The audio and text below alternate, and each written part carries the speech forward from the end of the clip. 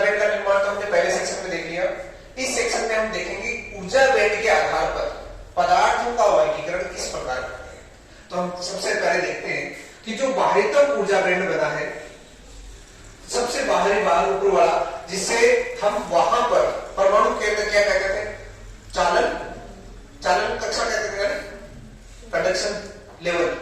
अब यहाँ चालन ऊर्जा स्तर बोलते थे, यहाँ पर उस चालन ऊर्जा स्तर किसमें बदल गया, ऊर्जा बैंड में। तो इसको क्या बोल देंगे, चालन बैंड। चालन जैसे वहां पर किसी परमाणु का जो जैसे सोडियम 11 है, तो लास्ट का जो 11वां इलेक्ट्रॉन कौन सी कक्षा में है उसको हम चालन, मतलब उसको संयोजकता ऊर्जा स्तर बोलते थे। तो अब यहां पर वो क्या बन गया है, संयोजकता बैंड। तो ये बन गया संयोजकता। अब यदि हम उस इलेक्ट्रॉन को ऊर्जा दें तो वो चालन ऊर्जा स्तर में चला जाता था। चालन ऊर्जा स्तर तो आप बहुत सारे खाली है, सारे खाली जगह पड़ी है, कहीं पर भी जा सकता है, तो इलेक्ट्रॉन चल सकता है ना। तो यानी उसको वैक्यूम लेवल से ऊपर जाते ही इलेक्ट्रॉन क्या है, फ्री हो जाता है। अब यहां पर इस संयोजकता बैंड से इलेक्ट्रॉन को उठाना है, चालन बैंड में पहुंचाना है, तब वो इलेक्ट्रॉन चालन हो जाएगा, यानी मुक्त हो जाएगा। मुक्त इलेक्ट्रॉन क्या करता है, चालन में भाग लेता है। तो इस इलेक्ट्रॉन को यहां पहुंचाना है। अब यहां पहुंचाने की दृष्टि से उसकी क्या होगी, चालकता होगी।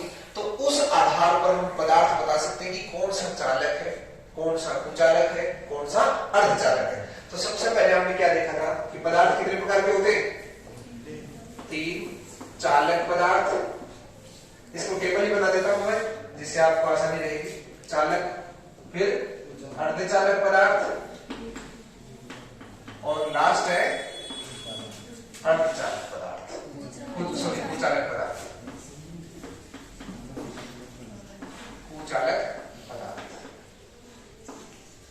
ठीक है।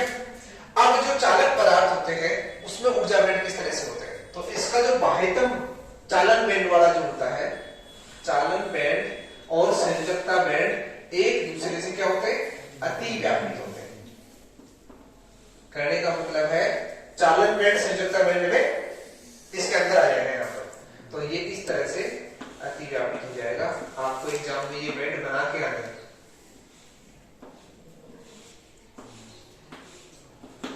इसको बोल दिया हमने चालन बैंड। चालन बैंड को इंग्लिश में बोलते हैं कंडक्शन बैंड, ठीक है, सीबी।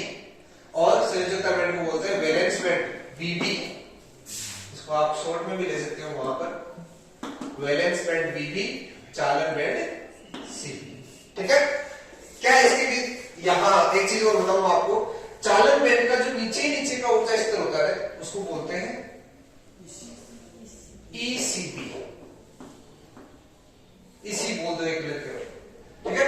या इसका जो अपर लेवल होता है, सबसे ऊपर का ऊर्जा स्तर होता है, उसे बोलते हैं ईवी। और ईसी और ईवी के बीच का जो ऊर्जा अंतर होता है वो वर्जित है ना, तो इसलिए बोलते हैं उसको वर्जित ऊर्जा अंतराल ईजी, ठीक है। बैंड गैप, इसे क्या बोलते हैं, बैंड गैप बोलते हैं इंग्लिश में, बैंड गैप। और हिंदी में बोले तो क्या बोलेंगे, वर्जित ऊर्जा अंतराल।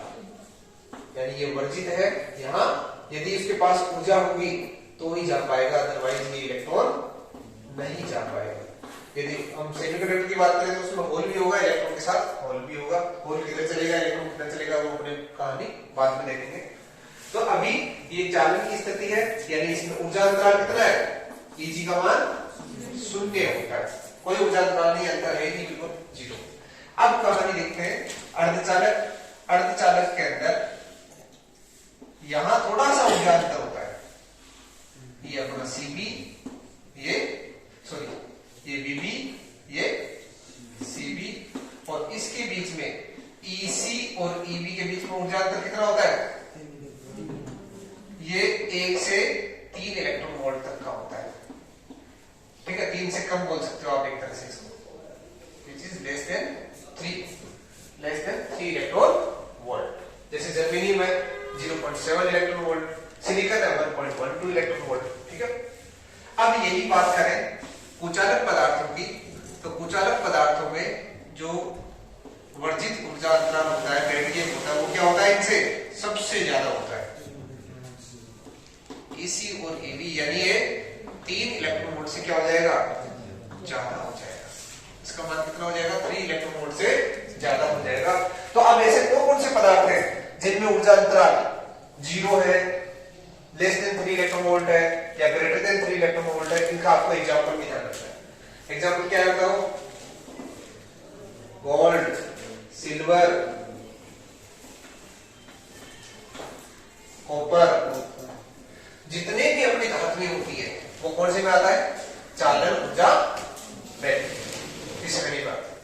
चालक पदार्थ होते हैं ना, चालक पदार्थ जो होते हैं वो अपने इस तरह से चालन बैंडों का निर्माण करते हैं और ये कौन सी श्रेणी में आते हैं, चालक पदार्थों की श्रेणी में आते हैं। यानी इनमें से जितना बैंड और चालन बैंड के मध्य ऊर्जा का कितना होता है, 0 होता है। अर्धचालक पदार्थ कौन से होते हैं, तो आवर्त सारणी में हम देखें तो आवर्त सारणी में सिलिकॉन और जर्मेनियम, ये दो कौन से पदार्थ होते हैं, अर्धचालक पदार्थ होते हैं। इसका ऊर्जा अंतराल यदि आप लिखना चाहो तो कितना होता है, 1.12 इलेक्ट्रॉन वोल्ट और जर्मेनियम का होता है 0.7 इलेक्ट्रॉन वोल्ट। ये सिलिकॉन जर्मेनियम की कहानी है। क्या इसके अलावा भी अर्धचालक पदार्थ है, एग्जाम में आया हुआ पूछा हुआ है कि आप यौगिक अर्धचालक पदार्थों के उदाहरण लिखिए, किन्हीं 2 यौगिक अर्धचालक पदार्थों के उदाहरण लिखिए। तो जो अर्धचालक है इसके अलावा गैलियम आर्सेनाइड है, P0PSS है ना, पानी है, P3HT है। ये कुछ तो इसमें कार्बनिक होते हैं जिनमें कार्बन का कंटेंट होता है, कुछ अकार्बनिक, यानी जैसे गैलियम आर्सेनाइड है, गैलियम आर्सेनाइड में कार्बन दिख रहा है कहीं नहीं है, तो ये क्या है, अकार्बनिक है। जैसे P3HT, P0PSS, इनमें सब में क्या होता है, कार्बन की चेन होती है, पॉलीमर होते हैं, बहुलक होते हैं, है ना, तो इनको बोलते हैं कार्बनिक। ठीक है, गैलियम आर्सेनाइड वगैरह ये सब इसके एग्जांपल। गैलियम आर्सेनाइड है या फिर अपना P3HT है, P0PSS है, जिंक ऑक्साइड वगैरह ये भी इसके ही है। आजकल जो क्रांति आई है ना, देश आजाद होने के बाद एक ऐसी डिवाइस का आविष्कार हुआ जिसे कहते हैं ट्रांजिस्टर, और उस ट्रांजिस्टर ने तहलका मचा दिया। कैसे, पहले वैक्यूम ट्यूब, निर्वात नलिकाएं होती थी और उससे एक कंप्यूटर बनता था, वो बहुत बड़ा बना था। ठीक है, उसकी साइज को रिड्यूस करने में सबसे बड़ा योगदान किसका है, ट्रांजिस्टर। अर्धचालक पदार्थों से निर्मित एक ट्रांजिस्टर डिवाइस होती है उसका, और उसके अंदर ये सब होता है। तो वो उसमें मेटल ऑक्साइड होते हैं, धात्विक ऑक्साइड वगैरह होते हैं, उनसे फिर डिफेक्ट ट्रांजिस्टर वगैरह बनते हैं। अब बात करते हैं कुछ